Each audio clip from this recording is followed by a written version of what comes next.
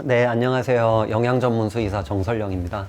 오늘 이제 말씀드릴 내용은 이제 음수량, 그리고 이제 물을 충분히 마시게 하려면은 어떻게 해야 되는지 그에 대한 내용을 좀 말씀드리려고 합니다. 제가 이제 영양 상담을 진행하면서 보호자분들이 공통적으로 굉장히 많이 궁금해 하시는 게 저번에 말씀드린 이제 급여량에 관련된 내용이고, 두 번째는 물을 얼마나 주는 것이 좋은가, 또는 물을 좀 안 먹는 애들이 많거든요. 물을 잘 먹게 하려면은 도대체 어떻게 하는 것이 좋은가 이거든요. 우선 영양소에는 섭취하지 않으면 건강에 이상이 생기는 영양소가 있는데, 이를 이제 필수 영양소라고 하죠. 물도 역시 필수 영양소이고, 여러 가지 필수 영양소가 있는데 그 중에 가장 중요한 필수 영양소를 꼽으라면은 물을 선택하겠습니다. 왜냐하면은 예를 들어 개의 경우 몸 안에 이제 지방을 모두 잃거나, 또는 몸을 구성하는 이제 단백질의 한 반 정도를 잃어도 살 수 있습니다. 근데 이제 물의 경우는 단 5%만 잃어도 수분 결핍증이 생기고요. 만약에 이제 심지어 한 15% 정도까지 수분을 잃게 되잖아요. 그러면 이제 사망할 수도 있습니다. 그러므로 신선하고 오염되지 않은 그런 물을 지속적으로 공급하는 것이 이제 매우 중요하겠습니다. 그리고 체내 수분이 부족하게 되면 정상적으로는 스스로 이제 물을 찾아 마시게 되잖아요. 근데 사실 일정량을 계산해서 공급할 필요는 없습니다. 하지만 이제 여러 가지 이유로 적정량 이하를 마시게 되면은 탈수라든가 하부요로기 질환, 예를 들어 방광염이 되겠죠. 이제 그런 문제가 생길 수 있기 때문에 음수량이 이제 너무 적으면은 좀 적절한 양을 우리가 공급해 줄 필요가 있습니다. 그렇다면 반려동물의 적정 음수량은 과연 어떻게 알 수 있을까? 우선 적정 음수량을 계산하는 방법은 여러 가지가 있는데요. 제가 볼 때 제일 쉬운 방법은 몸무게에서 얼마를 곱하는 것입니다. 예를 들어 소형견, 즉 성견이 되었을 때 이제 체중이 한 10kg가 안 되는 애들, 이 소형견의 경우에는 적정 음수량이 하루에 몸무게 kg당 60ml를 이제 곱해주는 그 값을 제공하는 것입니다. 그리고 이제 체중이 이제 성견이 됐을 때 11에서 25kg 정도 되는 애들을 우리가 중형견이라고 하거든요. 그 중형견의 경우에는 몸무게 곱하기 이제 kg 곱하기 50ml를 이제 우리가 적정 음수량이라고 하고, 대형견, 그러니까 이제 몸무게 25kg를 초과하는 경우겠죠. 큰 애들은 하루에 몸무게 kg당 약 40 정도를 이제 곱해주면은 그게 적정 음수량이 되겠습니다. 고양이의 경우는 하루에 이제 몸무게 kg당 40ml를 적용하는 이야기도 있고요. 60ml를 이야기하는 견해도 있는데, 여러 연구를 이제 종합해 보면은 하루에 쉽게 한 50 정도를 곱하면 적당할 것으로 저는 생각합니다. 그럼 실제 예를 들어서 이제 설명을 드리면, 우선 체중 4kg짜리인 반려견은 4kg니까 이제 소형견이죠. 체중당 60을 이제 곱하게 되죠. 그럼 4 곱하기 60은 240이 나오죠. 그러니까 단위는 아까 말씀드렸듯이 밀리리터, ml이라고도 합니다. 즉 4kg짜리 성견은 물을 하루에 240ml 정도 마시면 충분하다는 것입니다. 240ml, 그러니까 240ml이 사실 감이 잘 안 올 수도 있는데요. 종이컵을, 그러니까 우리 먹는 작은 종이컵을 끝까지 완전 정말 가득 따르면은 한 200 좀 안 되게 나오거든요. 근데 이제 종이컵, 그렇게 따르면 종이컵이 이제 물이 흘러내리니까 물이 흐르지 않을 정도로 거의 가득 따르면은 한 160ml 정도 들어갑니다. 그래서 이를 감안해서 보면 아까 이제 240ml는 종이컵 한 컵 반이 좀, 한 컵 반 정도 되겠죠. 그렇게 이제 돼서 그렇게 종이컵 한 컵 반 정도 하루에 먹으면은 적당하겠다라고 이제 여러분들이 판단하시면 됩니다. 그럼 체중이 이제 15kg짜리인 중형견의 적정 음수량은 얼마나 될까요? 아까 이제 15kg이면은 중형견이니까 50을 곱해야 되죠. 그래서 이제 15 곱하기 50을 하게 되면은 750이 되겠죠. 그래서 이 15kg짜리 중형견은 하루에 750ml를 마시면은 적당하다. 그리고 체중 30kg짜리인 대형견은 이제 40을 곱해주니까 3, 4, 12 해서 1200이 나오죠. 1200ml, 그러니까 1200ml은 1.2L죠. 그래서 30kg짜리 대형견은 하루에 1.2L를 마시면은 적정하다. 고양이는 아까 이제 몸무게 곱하기 50이니까 체중 5kg짜리 고양이는 5525에서 250ml를 마시면은 이제 적정하게 물을 마셨다라고 판단할 수가 있다. 말씀드린 음수량은 총음수량입니다. 그 말은 음식에 들어있는 물 더하기 따로 먹는 물 전부를 얘기하는 거거든요. 그래서 물그릇을 통해 마시는 물의 양과 밥을 통해 섭취하는 물의 양 두 개를 이제 합한 것입니다. 예를 들어 건사료를 섭취하는 경우는 밥을 통해 섭취되는 물의 양이 거의 이제 없죠. 그래서 따로 섭취되어야 하는 물의 양이 많아져야 하는 것이고, 습식사료나 자연식을 섭취하는 경우는 밥 안에 물이 많이 들어있잖아요, 이미. 그래서 따로 마시는 물의 양은 줄어들 것입니다. 여기 이제 그림을 보시면은 이제 여기 갈색은 건조물, 즉 수분을 제외한 영양 성분이 되겠고요. 파란색은 그 밥에 들어있는 물의 양이 되겠습니다. 그림을 보시면 왼쪽 건사료를 급여하는 경우에는 건사료니까 수분이 거의 없어서 예를 들어 100g을 먹인다고 가정을 하면은 100g의 건조물을 이제 먹이고 물은 거의 안 먹게 되는 거죠. 그리고 이제 오른쪽 습식사료는 또는 뭐 자연식도 마찬가지고 같이 이제 그 주는 수분의 양이 300g 정도로 굉장히 이제 많죠. 근데 이제 위에 여기 보이는 선은 적정 음수량을 뜻하는 겁니다. 이까지는 마시면 좋겠다라는 것이죠. 그래서 왼쪽 건사료를 먹는 경우에는 적정 음수량을 채우기 위해 따로 이렇게 섭취돼야 되는 음수량이, 물의 양이 굉장히 많아야 되고, 오른쪽 습식 또는 자연식을 급여하는 경우는 이미 그 음식에 물이 많이 들어있기 때문에 따로 섭취되는 물의 양이 좀 적어도 된다는 것입니다. 자, 예를 들어 보겠습니다. 지금 체중 5kg짜리 강아지 하루에 300ml의 물을 마시는 것이 좋은데 건사료를 섭취하고 있다고 하겠습니다. 건사료에는 약 10%가 정도의 물이 들어 있습니다. 그리고 체중 5kg짜리 강아지면 하루에 건사료를 한 100g 정도 먹으면 적당합니다. 건사료에는 10% 정도가 수분, 물이니까 이 강아지는 이 건사료를 통해 약 10g, 10ml를 섭취하게 됩니다. 그런데 이제 아까 하루에 필요한 음수량이 300ml였잖아요. 그렇기 때문에 이제 계산상으로는 290ml만 더 마시면 충분한 양의 물이 섭취되는 것이라고 볼 수가 있죠.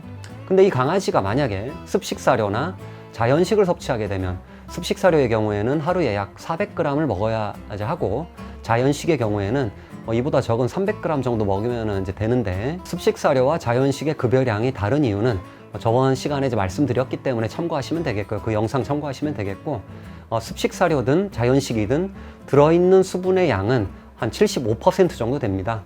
즉 하루에 습식사료를 400g을 먹게 되면 여기서 물이 75%, 4분의 3이니까 400g 안에 물이 300g 들어있는 거죠. 또는 300ml를 이제 그 음식을 통해 먹게 된다는 것이죠. 근데 이제 위에서 5kg짜리 강아지는 하루에 300ml를 마시면은 적당하다고 했잖아요. 그래서 이제 이미 이 습식사료를 통해 300ml를 다 마시잖아요.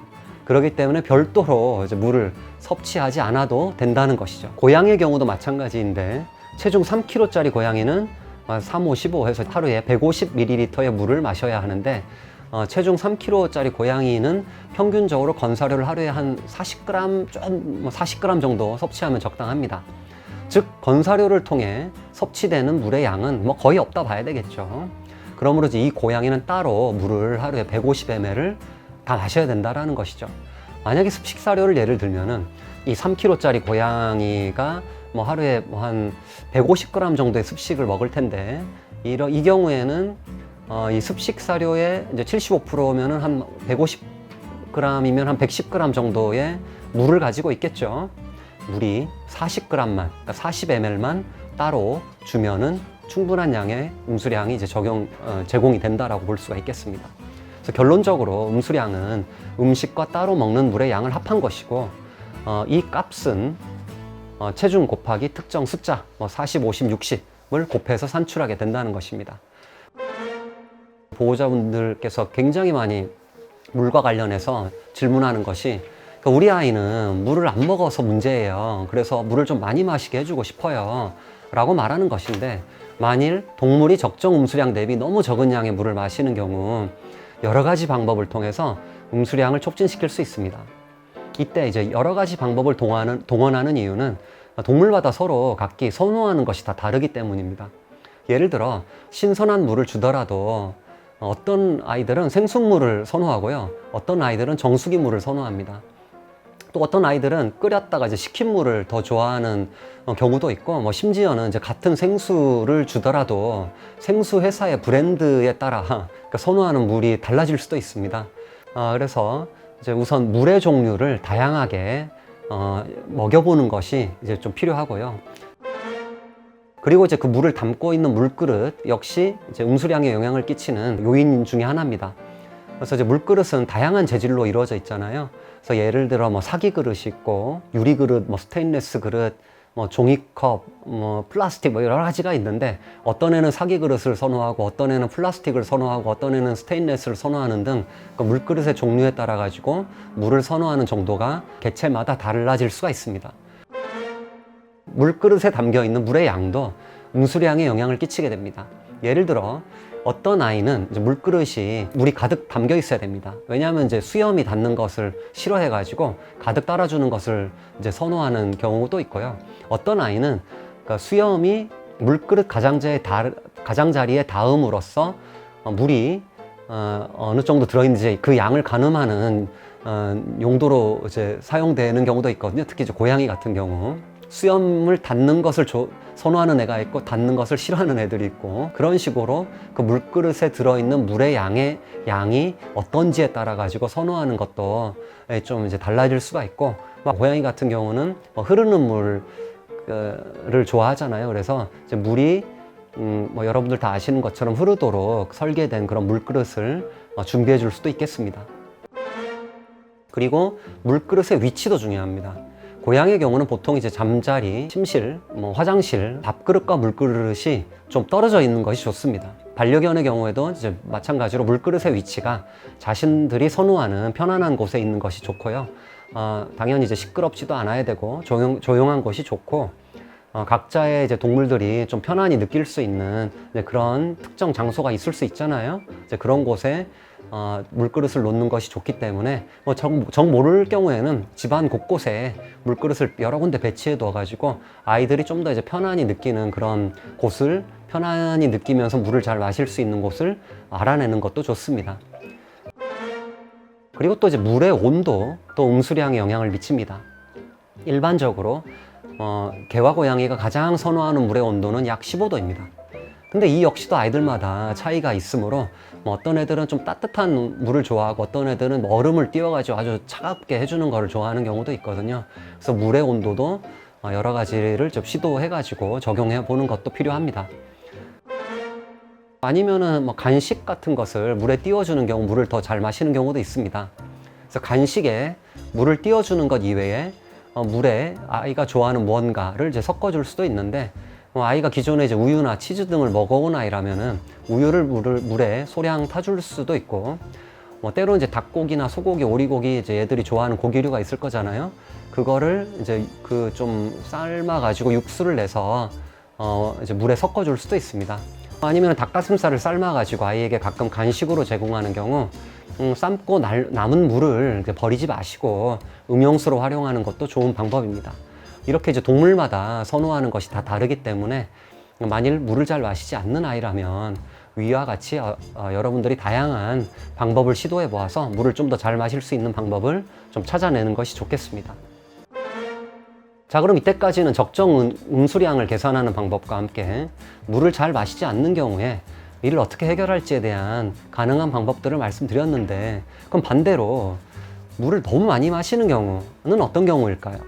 우선 물을 너무 많이 마신다면 도대체 얼마를 먹었을 때 많이 마셨다고 할 수 있을까? 이 역시도 계산 방법이 있는데, 고양이와 개 모두에서 체중 1kg당 물을 100ml, 그러니까 100ml 이상 마시게 되면 물을 비정상적으로 많이 마신다라고 우리가 판단하게 되고, 물을 많이 마시니까 오줌도 많이 누게 되잖아요. 그래서 우리가 이거를 다음 다뇨라고도 표현합니다. 물을 너무 많이 마시는 것은 수분 조절 능력을 상실한 것으로 아이에게 어떤 문제가 발생했다는 것을 뜻합니다. 가장 대표적인 문제가 이제 당뇨, 그리고 뭐 쿠싱 증후군, 갑상선 기능 항진증 같은 그런 이제 내분비 질환, 호르몬 계통의 질환, 그리고 이제 만성 콩팥 질환 등이 있는 경우에는 이제 요 농축 능력이 떨어져 가지고 요 배설이 너무 과하게 돼서 물을 많이 마시게 되는 이제 그런 문제가 생기는 거거든요. 이런 이제 내과적 질환이 생겼을 가능성이 굉장히 높습니다. 그러므로 보호자님들께서 반려동물이 하루에 체중당 100ml 이상의 물을 마신다라고 보여지면은 반드시 인근 동물병원에 내원하셔가지고 어떤 문제가 원인인지 판단해서 이제 관리하는 것이 굉장히 중요합니다. 그리고 마지막으로 이제 물을 매우 짧은 시간 동안에 엄청나게 많이 과도하게 마시는 경우에도 문제가 됩니다. 동물들은 보통 스스로 이제 마시는 음수량을 조절하는데, 예를 들어서 극심한 갈증이 있거나 장시간에 운동을 했거나 또는 오랫동안 열에 노출될 경우 갑자기 물을 과도하게 마실 수가 있는데, 만일 이렇게 갑자기 많은 물을 짧은 시간 동안 마시게 되면 이제 좀 문제가 됩니다. 어떤 문제가 되냐면 특히 이제 그 뇌질환, 뇌세포의 손상을 야기하기 때문에 신경 증상을 보일 수도 있고, 또는 이제 혈액이 좀 이제 희석이 돼가지고 적혈구가 용혈되는, 그러니까 터지는, 파괴되는 그런 문제들을 야기하는 경우도 있습니다. 이렇게 되면 이제 빈혈의 문제가 생기겠죠. 근데 이건 아주 극단적인 거거든요. 여러분들 이제 여름철에 산책을 굉장히 오랫동안 시켜가지고 얘가 물을 엄청나게 먹을 수가 있는데, 이때 실제 이런 문제는 잘 발생하지 않지만은 그래도 너무 애가 많이 먹는다고, 과도하게 먹는다라고 이제 느껴지신다면은 조금 텀을 두고 물을 좀 먹게끔 하시는 것이 좋겠습니다. 결론적으로 오늘은 이제 적절한 음수량을 개선하고 이보다 모자란 경우 어떻게 음수량이 촉진될 수 있도록 하는지, 반대로 이제 많을 경우 가능한 문제를 말씀드렸습니다. 여러분들께 물과 관련하여 이제 조금이나마 도움이 되었기를 바랍니다. 감사합니다.